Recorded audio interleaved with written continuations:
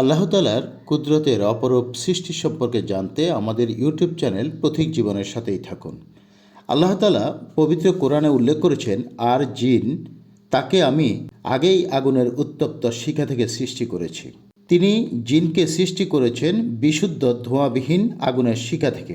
শয়তান আল্লাহর সাথে কথা বলার সময় বলেছে, আমাকে আপনি আগুন দিয়ে সৃষ্টি করেছেন এবং আদমকে সৃষ্টি করেছেন কাদামাটি দিয়ে। আগুনের সৃষ্ট জিনকে কি করে আগুন দিয়ে জ্বালাবে? আব্দুল ওয়াফা ইবনে আকিল বলেছেন, জিনদের সম্পর্কে এক লোক জিজ্ঞাসা করেছিলেন, জিনদের বিষয়ে আল্লাহ তাআলা বলেছেন, জিনদের আগুন দিয়ে সৃষ্টি করা হয়েছে এবং উল্কা তাদের ক্ষতি করে এবং জ্বালিয়েও দেয়। তাহলে প্রশ্ন হচ্ছে, আগুনকে কিভাবে জ্বালাবে? জবাবে তিনি বলেছেন, আল্লাহ তাআলা জিন ও শয়তানদের আগুন থেকে সৃষ্টি করেছেন যেভাবে মানুষকে সৃষ্টি করা হয়েছে কাদা, মাটি এবং শুকনো ঝনঝনে মাটি দিয়ে। অর্থাৎ মানব সৃষ্টির মূল উপাদান কাদামাটি হলেও মানুষ মূলত কাদামাটি নয়।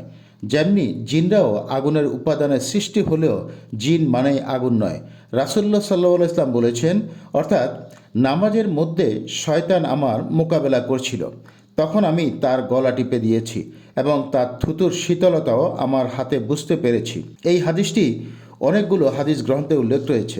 কাজেই এখানে প্রশ্ন জাগে যে, জিন যদি স্বয়ং ধার্য আগুন হয় তাহলে তার থুতু ঠান্ডা হবে কিভাবে? এমনকি তার থুতু তো না থাকারই কথা। আশা করি জিন সম্পর্কিত বিষয়টি এতেই সুস্পষ্ট হয়ে গেছে।